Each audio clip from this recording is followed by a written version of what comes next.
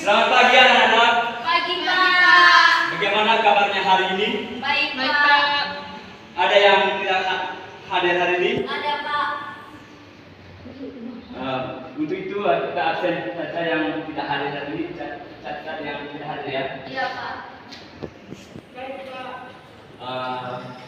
Sebelum kita masuk materi, kita berdoa terlebih dahulu ya. Marilah kita berdoa menurut kepercayaan kita masing-masing. Berdoa mulai.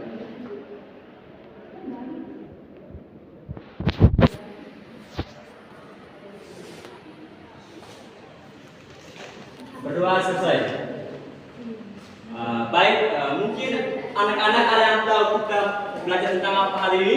Belum tahu Pak. Belum tahu ya.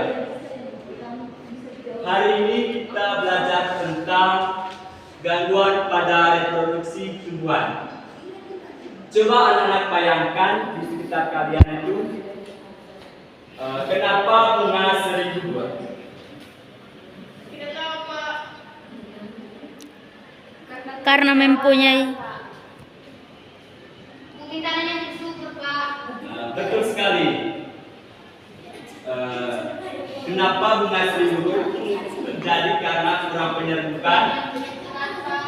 Ada juga karena lingkungan, mungkin terlalu panas atau terlalu dingin, bisa terjadi pada proses penyerbukan. Iya Pak.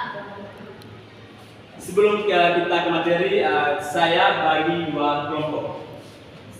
Kita berdiskusi dulu ya. Iya Pak. Saya bagikan dua kelompok. Ini kelompok satu dan ini kelompok dua.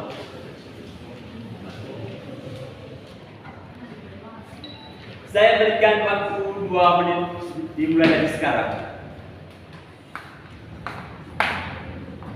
Oh, bisa menunggu aku sih pun.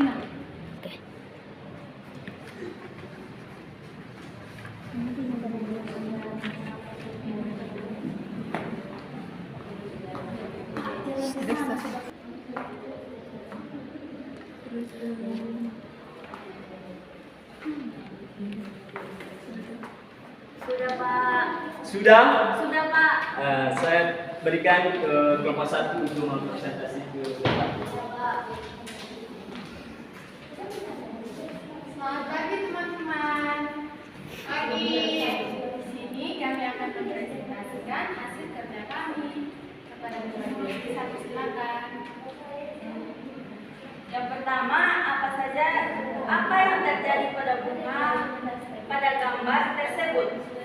Jadi jawabannya jatuh dan lainnya sehingga tidak bisa berkembang lagi Pak. Pertanyaan yang kedua, apakah bunga tersebut dapat berkembang menjadi buah dan biji? Tidak bisa, karena tidak berfungsi lagi. Bagaimana kondisi bunga tersebut mempengaruhi proses pembentukan biji? Jawabannya kondisi bunganya layu, jadi proses reproduksinya terlambat. Sudah Pak. Baik, kita masuk ke pada kelompok satu. Sekarang giliran dari kelompok dua. Saya persilakan maju ke depan.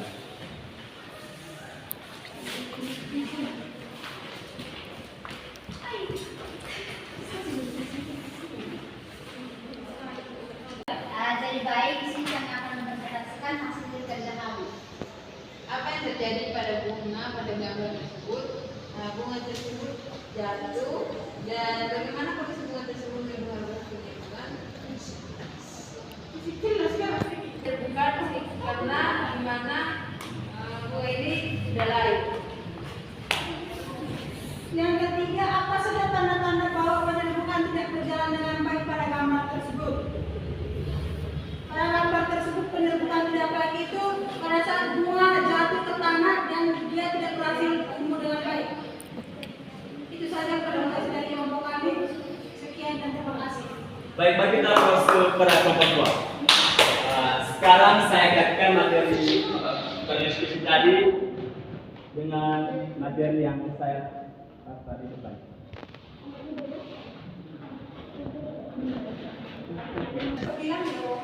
Baik, kita masuk pada gangguan penyerbukan. Di dalam itu ada kondisi kepala putih tidak siap, putih belum matang atau tidak resistif. Dan yang kedua itu daya hidup serbuk sari menurun, sehingga serbuk sari kehilangan pada saat sebelum penyerbukan. Nah lanjut, ada faktor cuaca. Faktor cuaca itu mungkin hujan lebat, dingin, angin kencang atau suhu ekstrim, sehingga terjadi gangguan pada proses penyerbukan. Yang berikut itu kurangnya agen penyerbukan, tidak cukup serangga atau hewan penyerbuk. Kita lanjut saja.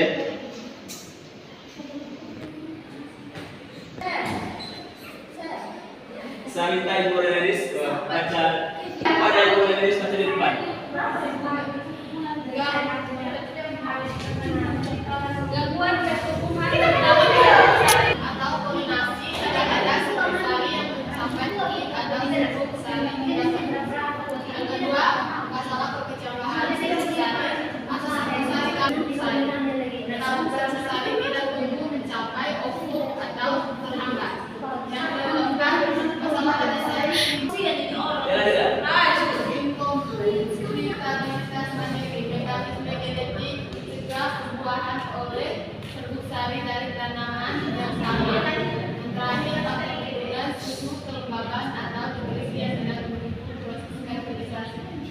Baik, apa yang disampaikan anak kita itu ada gejala penyerbukan, gangguan pada pertumbuhan itu, gangguan pada tabung serbuk sari itu tidak tumbuh mencapai ovum atau hambat. Yang kedua itu masalah pada sel sinergit, sel penyusun serbuk sari tidak dapat berfungsi optimal. Yang berikut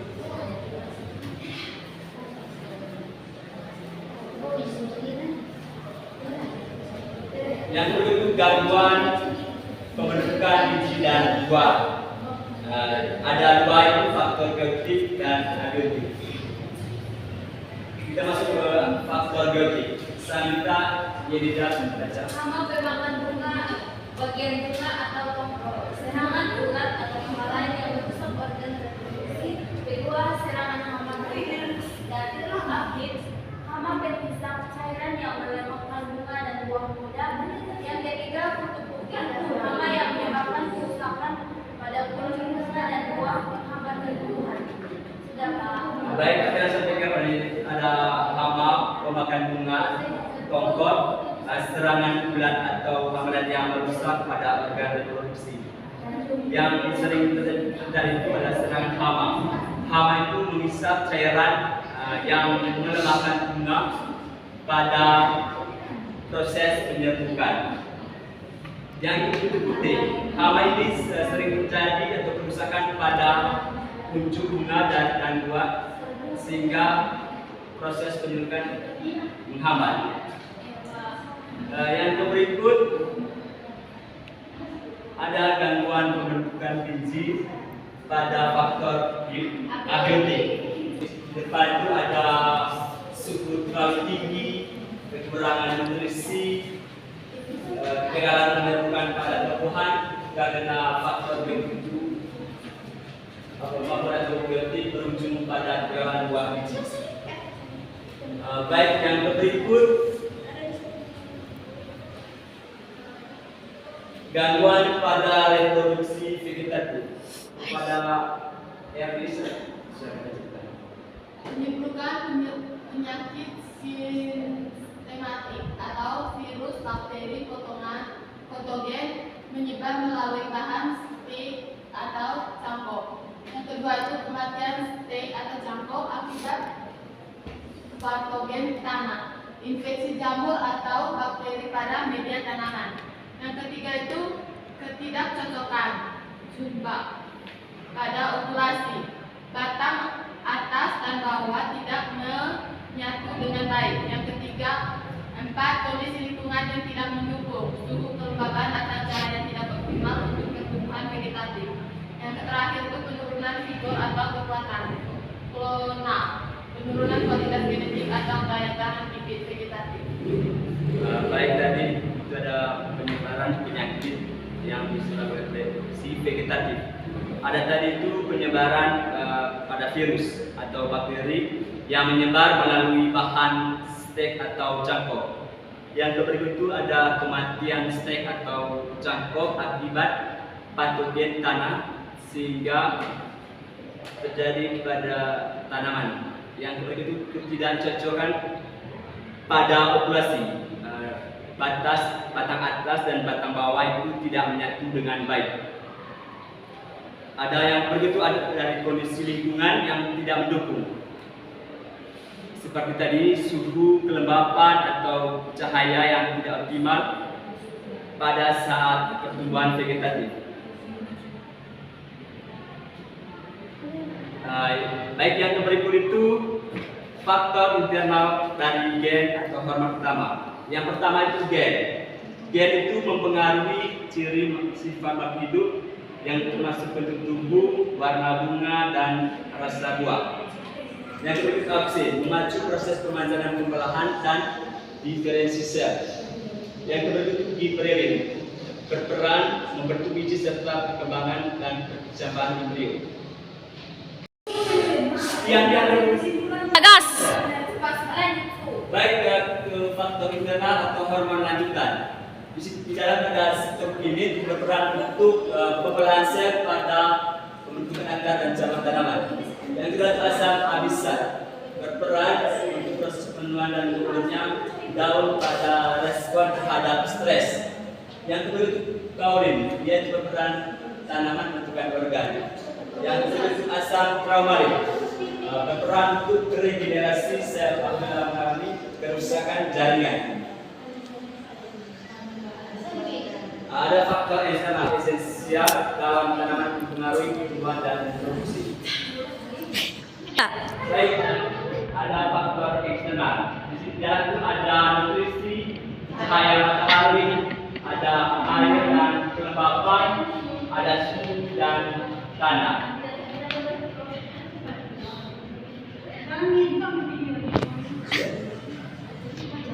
Baik, jadi teman-teman sudah ada anak-anak sudah mendengarkan materi dari Bapak. Baik, saya berikan kesempatan anak-anak untuk membuat kesimpulan pada materi kita hari ini.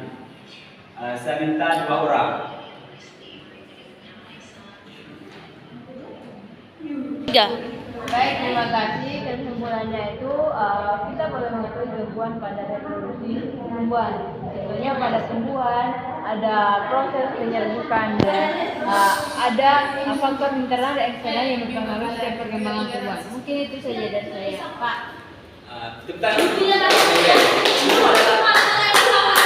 Baik, sekian dulu materi kita hari ini. Di depan kita belajar tentang gangguan pada proses pada hewan. Sekian dan terima kasih.